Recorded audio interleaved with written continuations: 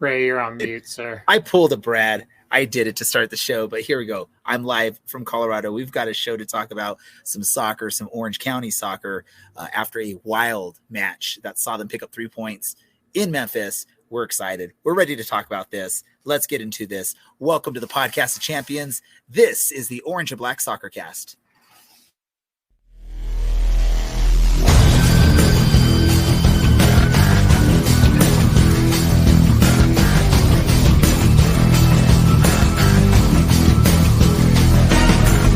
This is the Orange and Black Soccer Cast, the first and only podcast dedicated to Orange County Soccer Club, its fans, and supporters. Follow us on Twitter at OCSC_SoccerCast or on Facebook at Orange and Black Soccer Cast.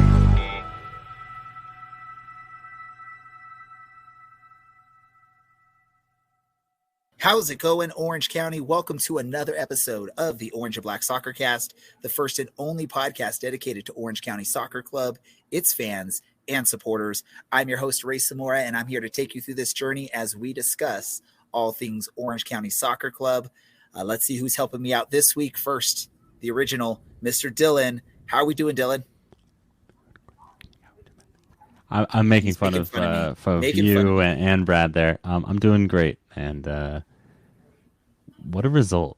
That feels a little bit more special than some of the other ones we've had recently. I can't wait to talk about it. It was a great match. I'm excited to talk about it as well. We got more people helping us. The man from Vegas, Mr. Brad, who apparently I'm copying to start this episode off. How you doing, Brad? I'm doing well, and I guess I'm copying you by removing all my facial hair at the same time that you decide to remove most of your facial hair. There we go. It's just a copycat show, I guess, today. A man who has not removed the facial hair for this episode. I wish he would. That's Mr. Larry. Well, you know, if the Oloskis both would have stayed healthy, maybe at the end of the season we would have saw that. I guess it's been evened out. You've gotten a trim. I cut like 3 inches off that sucker last Thursday.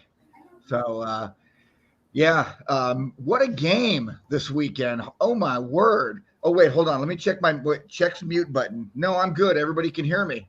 Let's talk some soccer. Let's talk some soccer. Man, what a great start to this episode.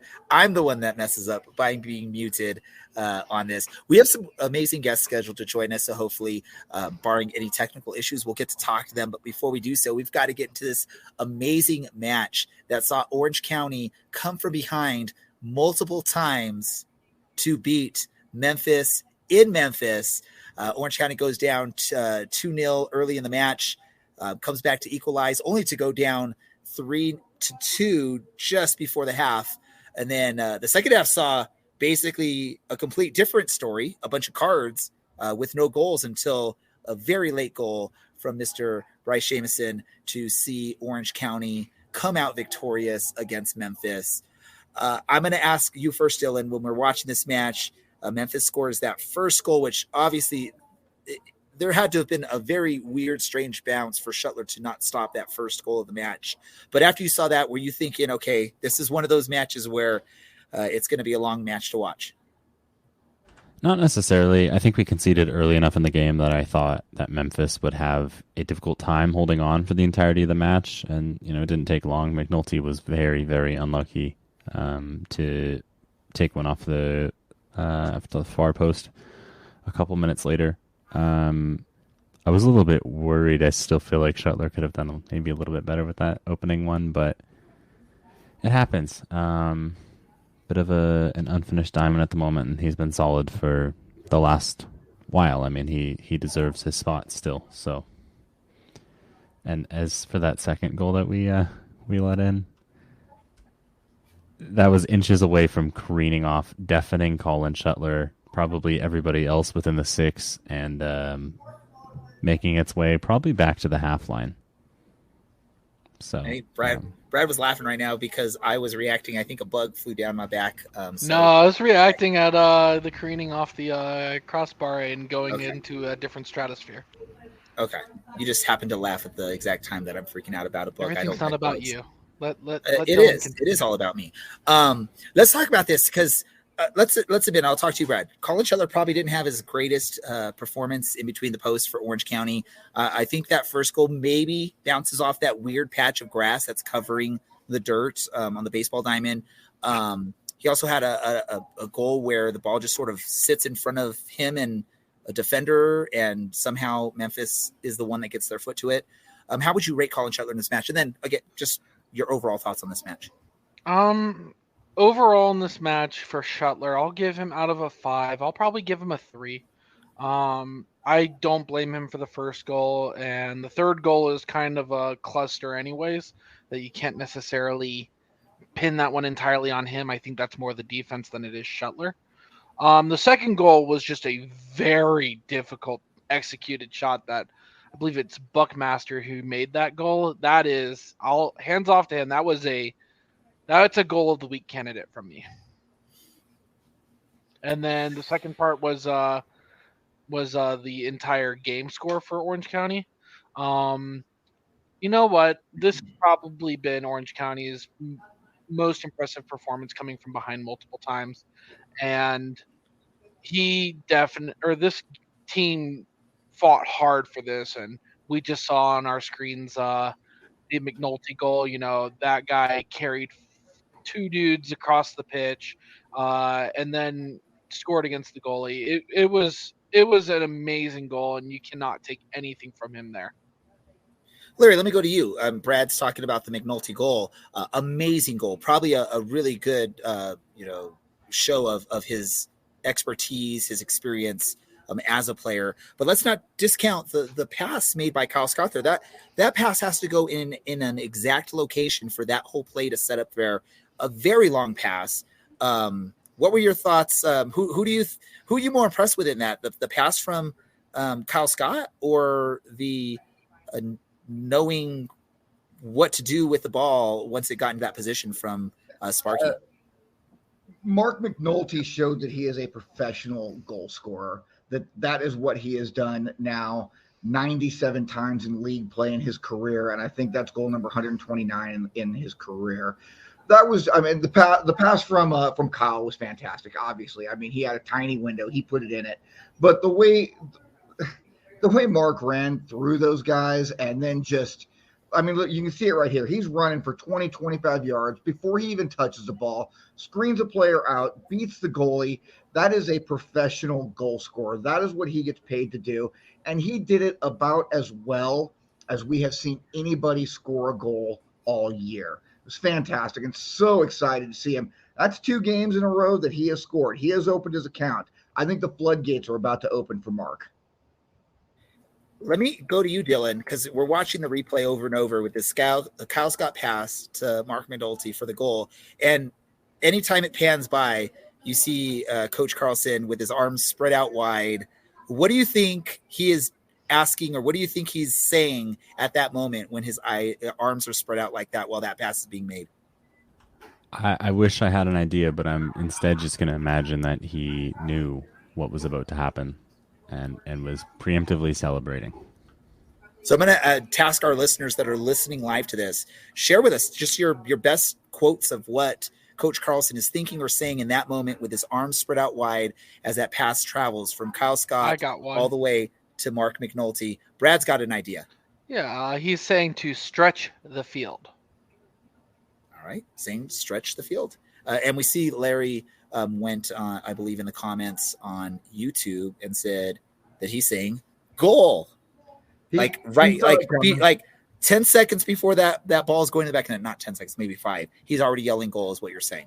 So, sometimes you just know. Sometimes you just know what's going to happen when you're a coach, when you're a player. I would be willing to bet that Marcus Nakim back there on the back line was just sitting there doing this as well with his arms spread going. There it is. So, yeah, he's saying goal. Let's go. Let's get some more. So now let's talk about this. They get the goal. Then Milanowski comes out with a nice chip to tie the match, equalizer. And then Orange County concedes another goal. So it's 3-2. What's going on, Brad? You look confused. Milan's goal was not an equalizer. It was not. McNulty's was. McNulty's was the equalizer. So Milan's was first, then McNulty's. Mm-hmm. Correct. Thanks for correcting me. And then Orange County goes down again, and then in the sixth or something extra minute of the first half, you get a deflected ball, a shot from Ryan Dogman that deflects off the defender from Memphis into the goal. I can't recall if it was considered an own goal or if they gave the goal to Dogman, because it looked like the shot is on target, which I thought the rule is if the shot's on target, regardless of it being deflected, it's supposed to be the shooter's goal. But who knows? It was considered an own goal.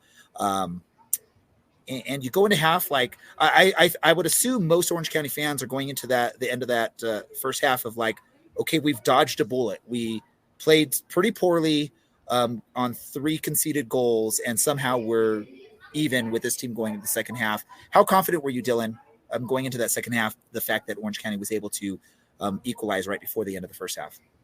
There was a level of, I almost don't want to say confidence, but I had belief that we were going to get something out of this match just because we kept fighting back, and we kept fighting back, and we kept fighting back. And I think a year ago, 4 months ago, we concede 2 goals and it's over.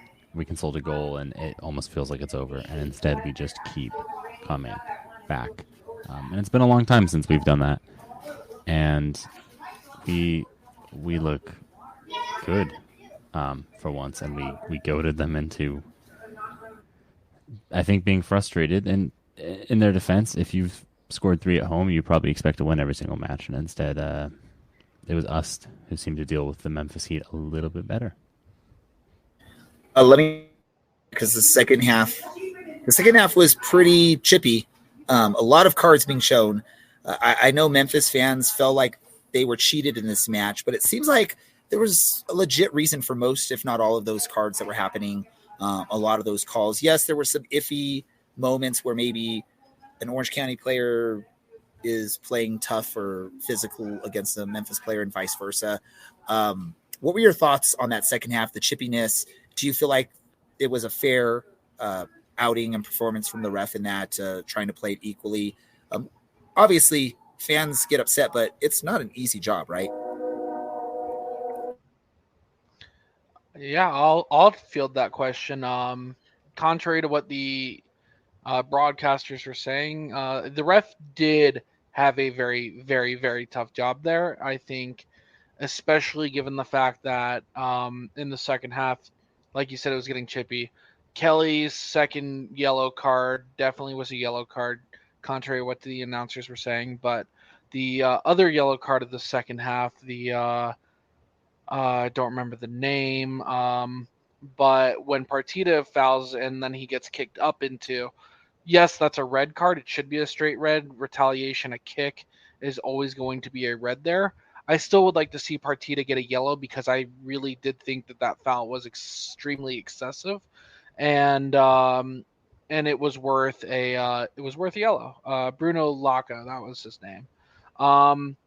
But the ref, other than that, I think he had a fine performance. He wasn't getting the big important calls other than missing a yellow card on Partita wrong. And I think he, for the most part, did a good job of trying to keep control of this game when it was clearly starting to get out of control.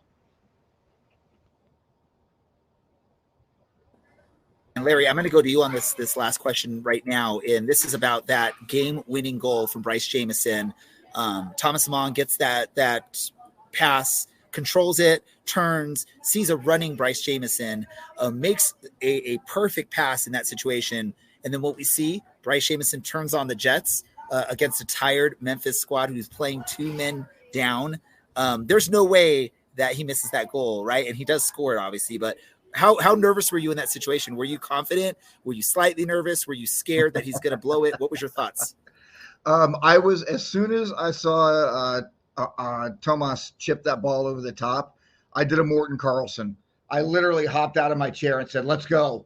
And once Bryce turns on the Jets, I mean, let's keep something in mind. He's 17. There is no stop to that motor when you are 17. And when you are a professional athlete at 17, there's no stop to that motor. You got a tired defense, like you just said. He just blew past everybody. They weren't going to catch him. The only thing that was going to stop him from scoring that goal was a goal was a save of the week, move by the goalkeeper, or him just flat out screwing it up. And neither of those things happened. And it was at that point that I completely yelled at the TV. I was yelling at the TV a lot in the first half. And there was a lot of words that I can't say on the podcast being yelled at the TV in the first half. It was just a beautiful goal all the way around. That chip from Tomas, and man, I've said it before, but he is so strong. He is so strong on the pitch, and that turn, that little left foot flick, and just beautiful goal. Great way to get the winner. Just really proud of the team this week. They played beautifully. I'll go to you, Dylan, really quick. Bryce Jamison, he showed some Albie Skendi type speed there, right? This is why we can't wait to replace you on this podcast. Overall impressions of Orange County after this match. Now, winners, I believe, of 5 of 6. Probably, if not, have to be considered the hottest team and the most informed team in the league. What are you thinking, Dylan? We're now in that playoff picture, and we're rising quickly. Where do you think we are maybe a month from now, 2 months from now, in the standings with this team? Are they going to keep the run going? I can hope so, and I can't predict the future, unfortunately. I would be a very rich man if I could. I do think it continues if we keep that fight that we had in this match, and we bring that every single week, or however many matches that we play a week. If we do that, we're sitting pretty. Even if it's just fighting back to get a draw, if it's home away, it doesn't matter. That's a game. That's something that winners do. There is they don't necessarily play well. Maybe they give up 2 goals, but they come back. Brad, any last final thoughts with Orange County the way they're playing? I'm super proud of how this team's found its identity. It's Kyle Scott, Milan Olaski, Mark McNulty, and then also Seth Kasipli and Brian Olaski with Mark McNulty, the 2 triangles. They are finding ways of splitting through the line, of getting the ball from midfield to the back of the net. And it's kind of been a clinic these past couple of weeks, and it's impressive seeing just how much they can produce off of these 5 players. Larry, your final thoughts. My final thoughts. The month of August, we are going to find out how good this team actually is. The power rankings came out today. Charleston, Pittsburgh, San Diego, Sacramento, with us sitting at number 5. Our 4 games in August are against San Diego, Charleston, Pittsburgh, and Sacramento. So we got to play the top 4 teams in the league over the next month. We will find out. Everybody is going to see just exactly how good this team is. I think that the way the team is playing right now, the way the team is looking, the way they have been under Morton Carlson, this is a dangerous team. If we had this team playing like this since day one, we are sitting on top of the Western Conference by a huge, huge margin. And we lost Ray. Ray, I miss you already. All right. Well, I'm going to go ahead and take over. Ray gave us one final message before we moved on, asking me to handle some score predictions. So let's talk about those prediction results. Quite a mixed bag from this week. Most people got 3 points for either getting Milan Olaski. I guessed 4 goals somehow last week, and I thought this game would be wild, and I was not prepared for this. And the results are on your screen right now. It's still a tight race up at the top. Taylor is starting to catch up, if not ahead of everybody else. So Taylor's taking the lead. Sorry, I misread my own spreadsheet. Taylor is now leading everybody, and everybody else should be afraid. If she was here, she'd probably have some taunting to say. So if you don't want her to taunt on the next show, you better get your predictions in and get those in before the end of the show, and I'll give you a shout out. Larry, can you do your best Taylor impression for us really quick? Thank you. So you want me to go into my Scottish accent? Oh wait, that's not Scottish. Wow. My God. You want me to be a 23-year-old woman with a Scottish accent, bro? I think she's a little bit older than that. No, she's 23. Is it time for our special guest tonight? One of our special guests. One of our special guests. Well, I'm going to introduce him. Okay, well, Larry beat me to it because Larry's ruining the whole show tonight. Chris Walker, New Mexico's finest. And I say that with no hint of irony, New Mexico's finest. Hello, how are you? Tell us how it's going. Bam, it's going good. Got the New Mexico standard here. About to get it cracking so we can have the show. I'm doing well, guys. How are you doing? If I may speak for everybody, I think we're doing well. We're riding a sweet high after Thursday. Oh. No, Saturday. I'm sorry. My days are all thrown days off right, here. Dylan. You got to figure out your days of the week. Did you figure out how to keep your laptop on yet over there? I did. I have a battery pack that I've got it plugged into. We're good to go. Chris, are we talking to you? Are you in New Mexico right now, or are you back in Southern California? I am in New Mexico right now. Yeah. So I think I'm closer to Chris than Chris is to you guys right now, which is pretty cool. I'm just north of you up in Colorado. Okay. Let's get into this because Orange County, we just talked about it. Orange County looks like they are right now the hottest team in the league when you look at the results over the last 6 matches, 5 victories in 6 matches. I know New Mexico is doing pretty good. But what are your thoughts on this? Give us the lowdown on how New Mexico has been as of late and what Orange County should expect with the traveling team and potentially traveling fans from New Mexico. I was thinking about this as I was about to come on. I was like, I know last time we were having our fun and whatnot, and I know exactly where we were sitting as a club. We were kicking off that season, and there was some doubts about head coach at the time, Zach Prince, and kind of his ethos and what that would look like for our season. And I remember being on the show, and of course, someone threw out that lovely 5-0, and certainly the odds were heavily against me on the predictions. And then there was that nice, beautiful 3-1 while I was flying to Cali, and it was beautiful. So saying all that is saying, what do we think about now? What's things look like for New Mexico? Boys, hold on to your headsets because New Mexico is hot. Hot, like wings, baby. Like it is like amazing right now.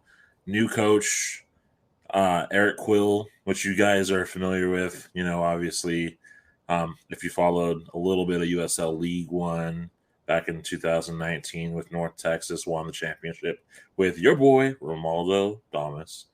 And obviously then afterwards he was at Columbus Crew.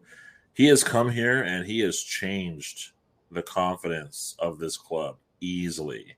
Like we're watching this club, they're not like coming out playing on the defense, like being on the protect. They're going out there, they're attacking. It is amazing. Like to watch every single player complete 180 of what they were before on the pitch. I mean, even the players that were getting no love are getting love from the fans. Let's put it like that. They've definitely been hot, Chris. And I have a question for you. I'm Larry, by the way. Good to meet you, Larry. So yeah, you guys have not lost in your last 5. Previous 5, things were a little bit rough. Mm-hmm.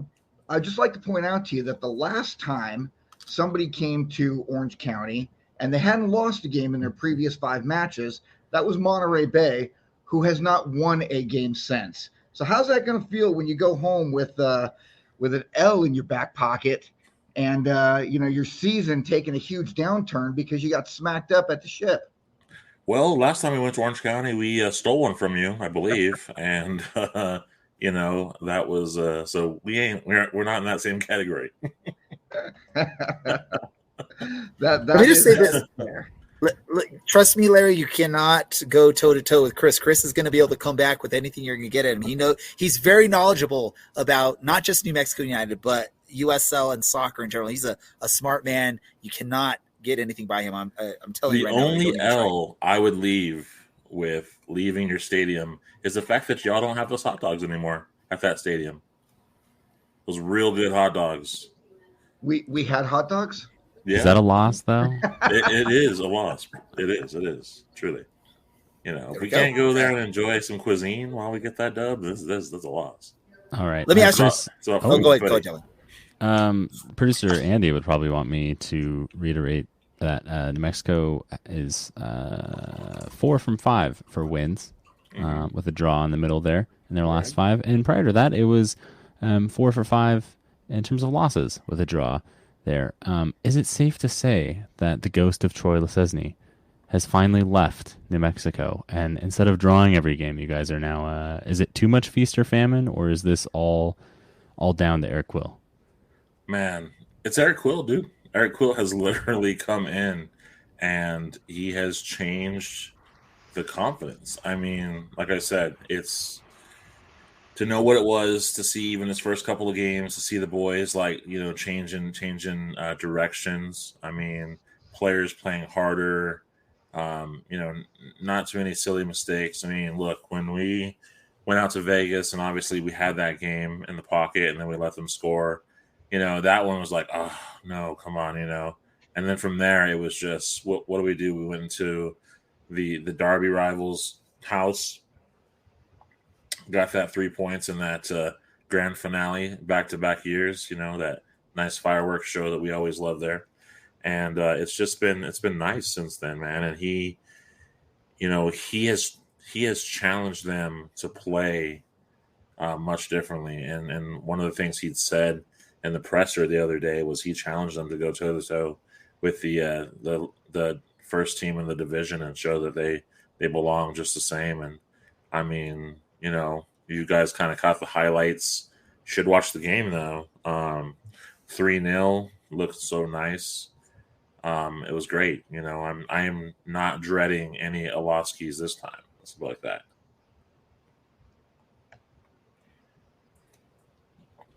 Right now, it's time for you to chime in. Don't pull a Brad again.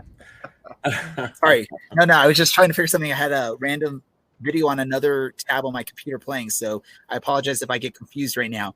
But let me ask you, Chris, how important is this match? And I'll ask everyone in this. How important is this match for Orange County and New Mexico? If you look at the standings, both teams are sitting at 28 points, although New Mexico does have a couple matches in hand.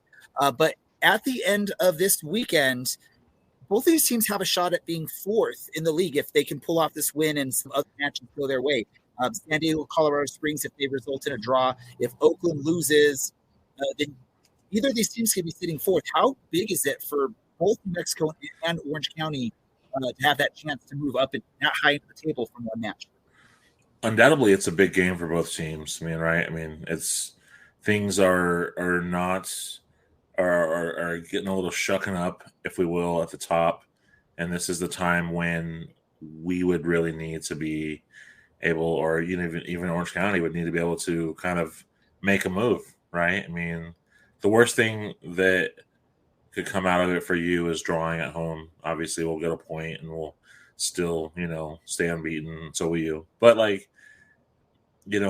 but the reality is, while things are still a mystery at the top, with El Paso and SAC and even Colorado, this is the time to rise up, the time to emerge and to get up there, and that's why I always love these seasons, because obviously teams can peak early, right?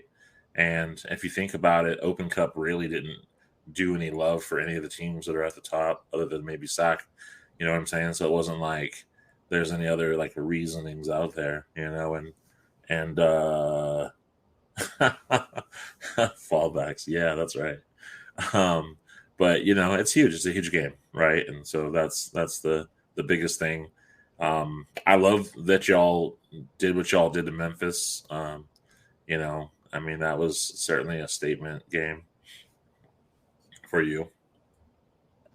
I'm going to let the other gentlemen on this show, I'll let them come in and share their thoughts on how big this match is. But we do have another guest that's waiting in the green room that I do not want to make them wait too long. So I want to get one last thing in from you, Chris. Any last thought on this upcoming match quickly, and your score prediction for Orange County versus New Mexico at Championship Soccer Stadium? Okay.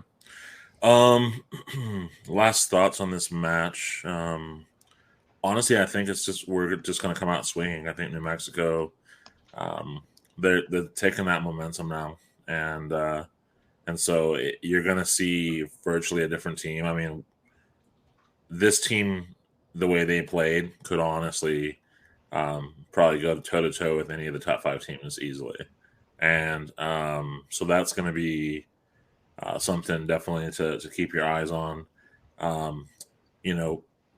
Picking up new signings, Jacobo Reyes from Monterrey, and picking up Isaac Zuleta from Colombian national team. He's played for another squad over there too as well. And of course, having Nicky Hernandez from San Antonio. I mean, that's not too bad. Pulling someone who won a championship last year.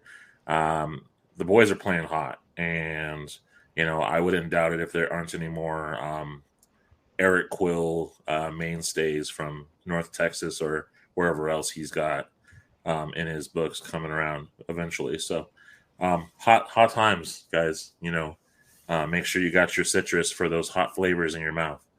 And predictions. Well, we did do 3-1. I know. Last time we got that 3-1. I don't know what I predicted last time, but I will say I love a 5-2 New Mexico game. Ooh. I love one of those. The good thing is we have one of the players from OC in the green room, and they can hear that prediction. So I know he's going to share this with the team and let them know to come out strong against your New Mexico United, Chris. I hope he does. So, ladies and gentlemen, that's Chris Walker, soccer genius, New Mexico fan, Black Diamonds, a bunch of work. Chris, you're welcome to hang out with us if you want to hang out with us a little bit longer and help us out the rest of the show. Stay tuned and we'll give you a chance to plug your stuff. But we do have a guest that we want to bring on. He was a big part of this weekend's victory in Memphis that saw Orange County come from behind multiple times to pick up 3 points on the road. And that's Mr. Kyle Scott. Welcome, sir. Let me just ask you this straight up. You made that pass to Mark McNulty, probably the best assist of the season so far for Orange County. At what point after you made that pass did you know this is a goal? Hi, guys. First of all, obviously, thanks for having me. I'm excited to be here and talk with you guys and have a good show. I mean, it happened pretty fast, to be honest. I think Sparky did most of the work. He's the natural goal scorer, so if you put Sparky in a good position, I mean, as you can see now, he's starting to get his goals, and I back Sparky to finish it 9 times out of 10. So I seen him running one-on-one with the keeper, and I knew it was going to be a goal. So him putting that goal, giving that opportunity. I'm going to tell you this. Perfect pass from you. I loved watching that. It looked like a slow motion thing for me when I was watching that live too. Obviously you joined the team mid last season. Wasn't a great season last season, and obviously the start of this season wasn't exciting for the team, the players, the fans. But over the last couple months, y'all have really figured out your identity, what y'all need to do to win, and it's showing in the last 6 matches, 5 victories. You can throw away that one RGV match because of crazy weather, a non-call when Colin Shuttler's knocked while he's going up for the ball, which sort of leads to a bad little couple minutes there in the match. How did this team? How have they gelled? How have you seen this going from the beginning of the season to where you are now? What have you noticed from the players, the team, the coaching staff that's gotten the team to where they are right now? Yeah, I mean, at the start of the season, I think you could see the talent was there. We have a really good group of players, and I mean, you could see that at the start, but things obviously just weren't clicking for whatever reason. We got unlucky a few games. I think there was a few games we should have won, Tampa being one of them. We just needed the confidence boost to obviously win a few and get the points coming in. I would say when Morton obviously took over as head coach, the players have bought into what he wanted to do. we sat down as a group and obviously said it's not good enough and things need to change. They said, look around the room. There's good players here, experienced young guys, players played at a high level. So, we had an open chat, and yeah, after that we bought into the training sessions and everything he wanted to do. And yeah, I mean, it started clicking, and yeah, as you can see, I think we're playing really, really, really well. And I think we could beat anyone at this moment in time. So long may it continue. So yeah, the lads are a good group of players. Honestly, so I've been at some other teams before, and I feel like every single one of them brings something to the team which is different. So it helps us a lot. Kyle, you mentioned maybe a bit of a change for the club, and maybe some good players, probably yourself included there. Is this just a matter of this is the most regularly you've played in terms of senior football? Is this just a change in the style? What's made you such a reliable and such a dangerous player in the last 2-3 months now? Yeah, I mean, personally for me, it's obviously game time. When I came at the end during the season last season, I think it was like 10 games left, so I hadn't been playing for a few months before that, and obviously before that I was at Cincinnati, which I didn't play much for however long I was there. So it's been a few years where I got game time and consistent minutes, which obviously you find your rhythm and your form and stuff. So yeah, right now I'm obviously getting that, and I feel fit, and yeah, so I'm feeling good. So Kyle, for those people who are listening at home, describe your game to them, because we always talk to you as the guy who makes that key pass in the midfield, who is scrappy and wins the ball. How would you define your own gameplay? Yeah, I think I'm a technical midfielder. I like to get on the ball as much as possible. I like to be in a team that obviously dominates possession, and you can get yourself in higher positions, but I like coming low as well. Yeah, I like passing and moving, 1 and 2 touch, and find spaces. And yeah, obviously try to get as many assists as I can. I think I focus on the assists more than goals because I don't really score a lot of goals. But yeah, I mean, that's kind of my game, and I'm up and down the pitch. I favor on the left side more than the right side, as obvious reasons. You can come in and stuff. So yeah. All right, and I got one more for you. So you mentioned you do like assisting more than you're scoring. However, I think one player on the team who likes scoring more than assisting is Sparky, which you talked about earlier. Currently, you have 3 assists on the year. Sparky has 2 goals. Which ends up higher, your assists or Sparky's goals? I gotta back myself, so I'm gonna say my assist. But I hope I can get up there, and Sparky's goals can get up there as well. So it will help the team both ways. So. Hey, Kyle, Larry, how you doing, buddy? Hi, Larry. How are you? Good. I want to go back to that pass that you made to Sparky and the goal. A little earlier in the show, before you came on, we were discussing what was Morten Carlson saying when that pass went through. Because if you look at the replay, I don't know if you watched the replay or not, but the gaffer's standing on the sidelines and he's got his arms spread out wide. He's like this. What do you think Morten was saying at that point? Me knowing Morten, I'm thinking he's saying, I hope, Sparky score. Because I think Sparky missed one 5 minutes before that, an open goal. So I think he was ready to say something to Sparky if he didn't score, I'm guessing. So, yeah. All right. I got one more for you tonight. Obviously, you're playing soccer you're playing professional soccer at a high level. At what age did you realize you had a talent for this game, and that just maybe there was the possibility that you could sign a contract, get a paycheck to be a professional athlete? How old were you when you started feeling that was coming? I mean, I started at a young age. I had an older brother who played football, so as soon as he was playing soccer at 5, 6, I was joining in with his team, and I think you just continue playing and enjoying it. And then obviously, as you get older and you start going to school and stuff, you start playing in school games, and people watch. I mean, everyone loves football, so. Yeah, I mean, you just keep growing as your ages get older. And then, yeah, I'd probably say I joined Southampton at, I think I was 10 years old. So when I joined there from Bristol, obviously, it's a long way away. So I kind of knew that maybe, if I continue enjoying and playing, then I might be able to get as high as I can. So yeah. It's not a bad way to make a living. Yeah, I know. I'm grateful. I'm happy. I enjoy it. I love it. So it's good. Definitely, not everyone gets a chance to do that, right? We have a friend from New Mexico. He's a good friend of the show. He's been on here multiple times. We want to give him an opportunity to ask you a question. Feel free, if he asks you anything tactical or what you expect from Orange County, tell him a little fib so he can relay that message on to his players or his team that he follows. Hey, what's going on, Kyle? How you doing? I'm Chris. Hi, I'm good. How are you? Good. Hey, just I guess just the general question is, I mean, what have you guys been seeing out of the New Mexican side of the last couple of weeks, and and I guess what's kind of the buzz around there versus maybe how the team started off with the other coach?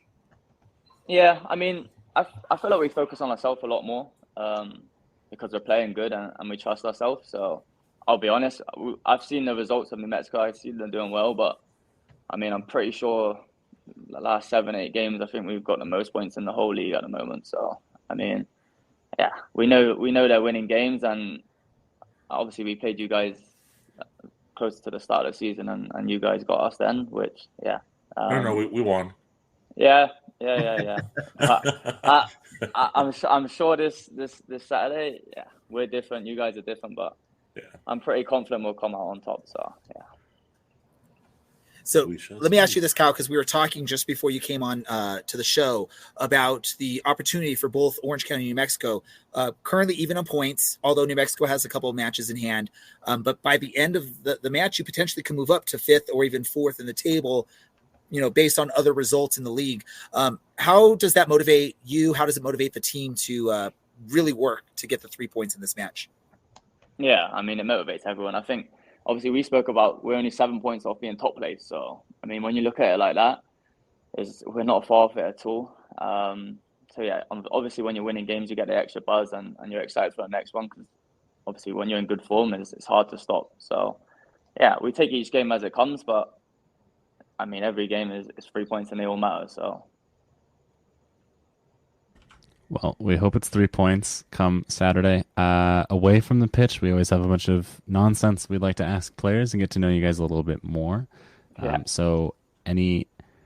It's usually taco related, so hopefully you've had some Mexican food since you've gotten here. You don't look like it. I'm going to apologize now. I'm not a taco man. Is there a favorite place that restaurant that you visited? Doesn't have to be tacos so far in Orange County. I like going to the Spectrum Center in Irvine. I go to PF Chang's. That's probably one of my favorites. I go to either Milan or Sparky quite a lot. So a nice Thursday or Friday dinner. I'd probably say that's my number one around here. Yeah. Nice. Ray likes to ask music questions. I'm just going to beat him to it. Who's got the best music taste in the locker room, and who's got the worst? The worst, I'll give you it right now, Seth.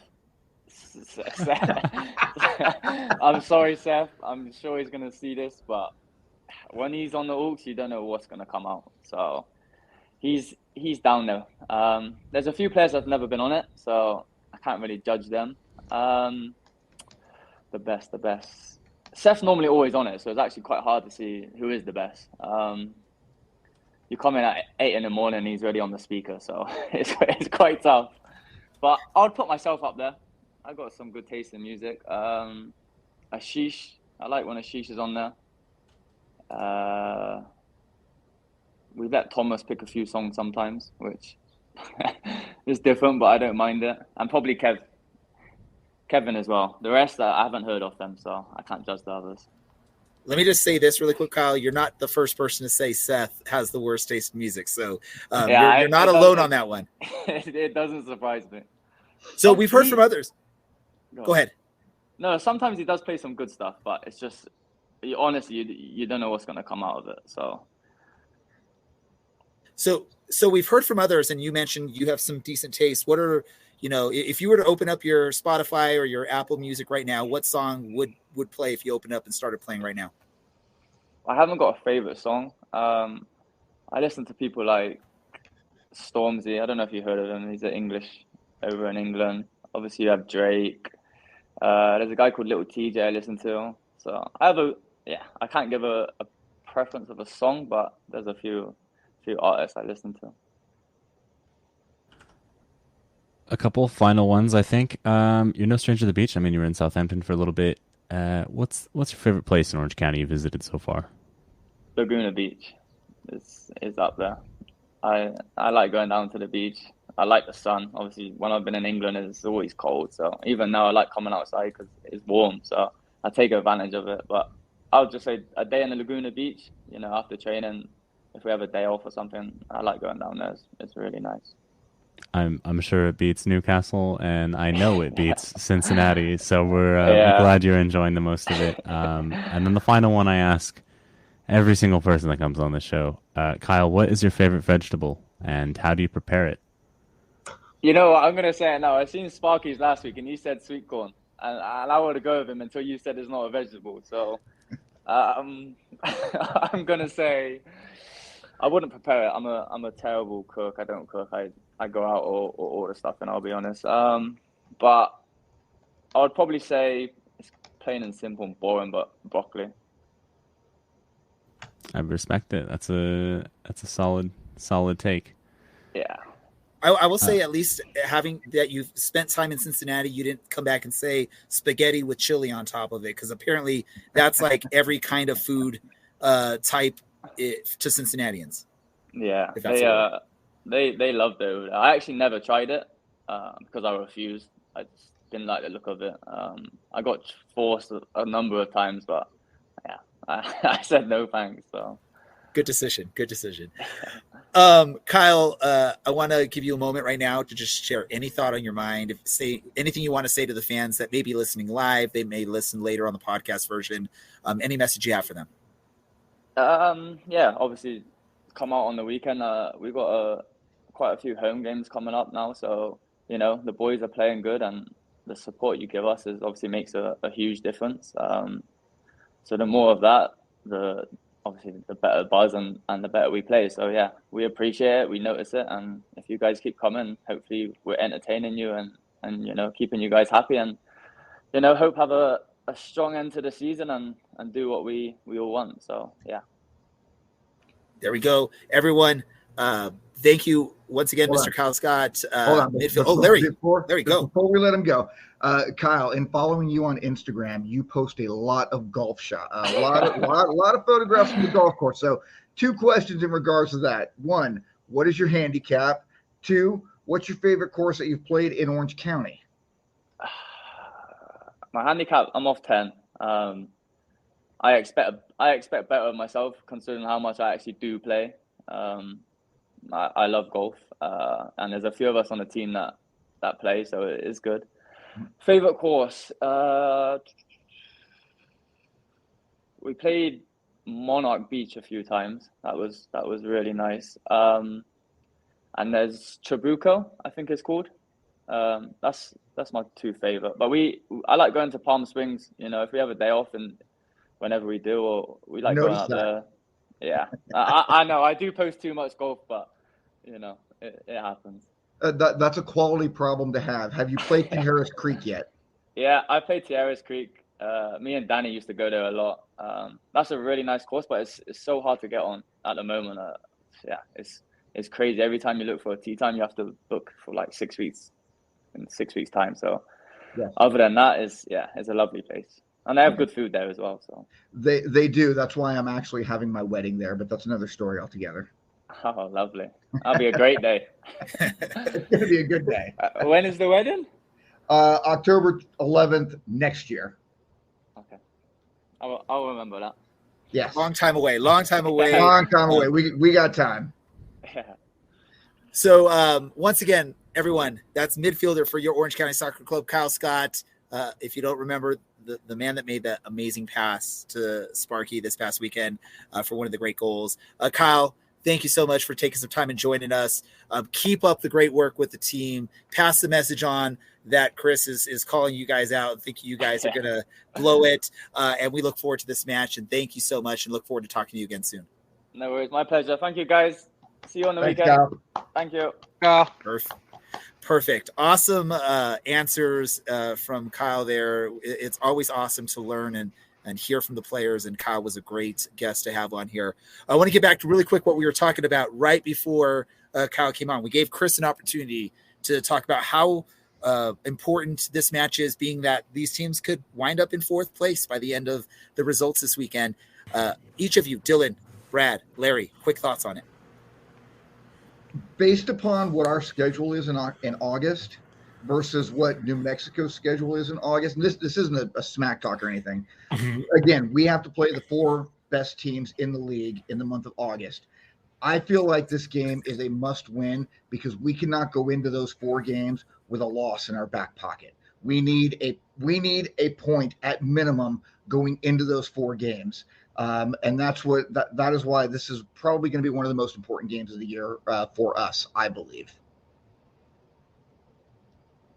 Yeah, I guess I'll go ahead and go second. So last time we did play each other, it was the Doling and Hurst show, but with Doling now, I believe, on loan with Vegas, and you threw a bunch of names at us all at once. How does New Mexico want to break down Orange County going into this game? Ooh, how do we want to break down? Okay. I mean, simply, I think just keeping it out of the back line, to be honest with you. I mean, the back 4 are playing really well right now, and, they're really being monsters in the midfield. So, ultimately, I think the ways that we're going to be able to, kind of dismantle what Orange County does is just simply by being on the front foot and keeping up the confidence that they've had. I mean, they go out there and they play and they challenge and, they get real creative in the attacking third and put some dangerous balls down there. So we have a lot of talent right there. And I mean, we're not just talking the normal Amanda Morenos and Daniel Bruce's. I mean, there are a lot of different faces now. This squad is shaping up much differently for you guys.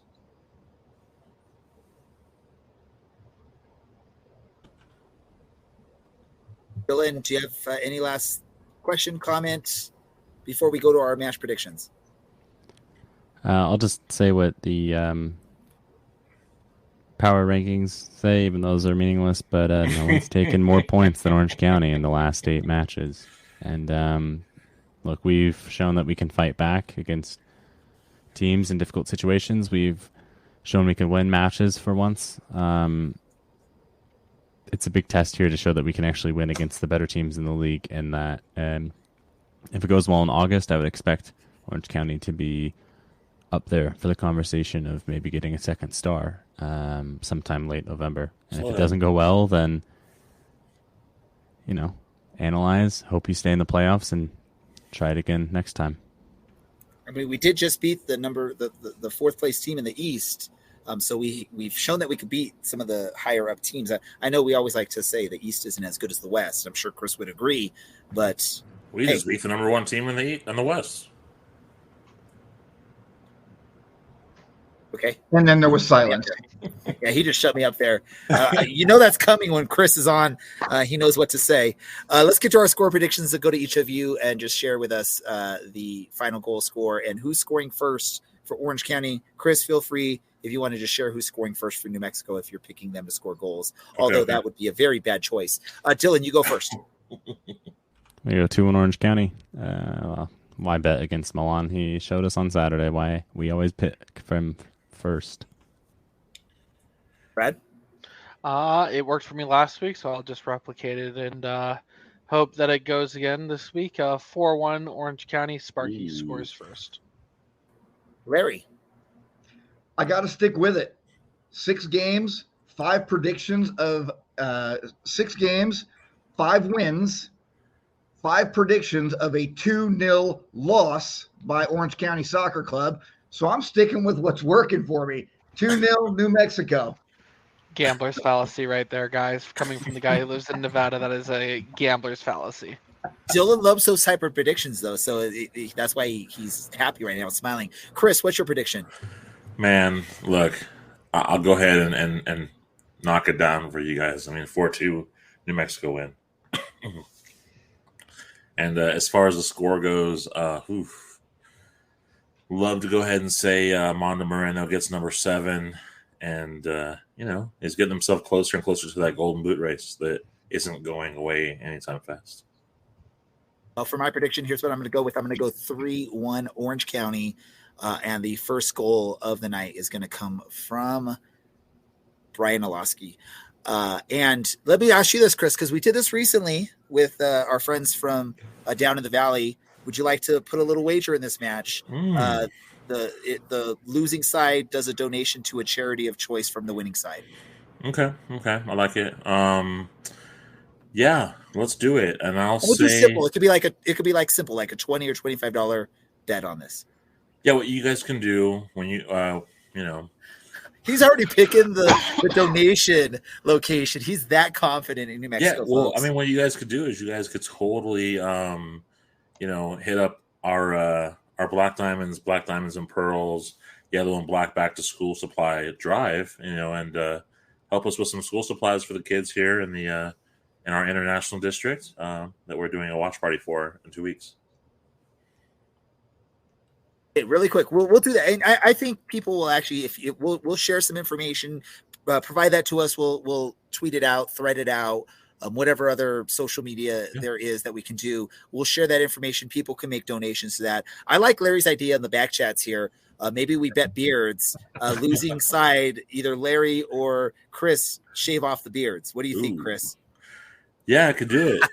I mean, if he's down, he's that confident, Larry. Larry's not as confident as you are, Chris. My girl will be like, Larry, I had volunteered your beard against the Monterey Bay podcast team, and you would have kept it. So, come on, you got to do it for the team.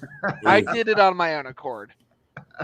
I would bet my beard, but I don't have one to bet. So, well, you know what they say about a man without a beard? It's like a woman with one. It's not right. I don't think you can say that anymore, Larry. Sure, I can. I have a little bit going, so at least I'm not as clean shaven as Brad there. But here we go, Chris. If New Mexico somehow miraculously wins this match, I will personally make a donation of $25 to the cause. I will ask anyone else that wants to just make a donation for whatever reason they can do so. Again, we'll share that information. Just get that to us, Chris. Sounds good. Let's do this. Let's get into some random thoughts before we wrap up this episode. Let's go first to Dylan. Random thought. I am amazed that we had a full show and Chris Walker and a player, and we are going to end this on time. Something crazy is going on here. You're jinxing it because we're cutting it close here. Maybe we'll do that, Brad. Random thought. I'm going to skip my random thought in lieu of letting Larry talk for the next 2 minutes until we run out of time.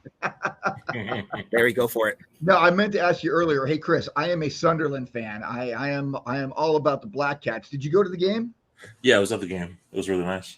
Yeah, awesome. I'm a little bit jealous. I have no random thoughts. Chris, it was awesome getting to meet you. I hope we get to meet in person one day. Yeah, sure. The one random thought I have is let's go County. Keep it going. Chris, do you have a random thought for us? Yeah, random thought. Root beer floats are good any time of the day. Even if it's like 30 below zero, a root beer float is a good thing, is what you're saying, Chris. That's it. Yeah.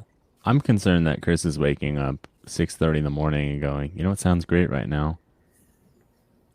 A Bundaberg and some ice cream. Well, my girlfriend flew to Orlando today, and I got home, and I was super irresponsible. I had a root beer float for breakfast. That's not irresponsible. That's living right, brother. We got to hurry things up so we can finish on time here. My random thought, hey, everyone heard I'm in Colorado. We tried a restaurant in SS Park. Don't try the chili. I had a hash with ham, bacon, sausage, country gravy, and a biscuit with an egg on top. It's actually pretty good. And yeah, no, Chris, I will never try chili. My family's from New Mexico. I know the rules. I'm not going to cheat New Mexico. It's like sweet relish up there. Yes, I refuse to try it out, but it was pretty good. I'm enjoying my vacation. I got another. I'm here till Friday here now in Granby. If anyone's in this area, come look for me. Say hi. I was wearing my shirt today around town. I spoke to 2 people on a hayride, 2 families, and they both at least knew of Orange County Soccer Club.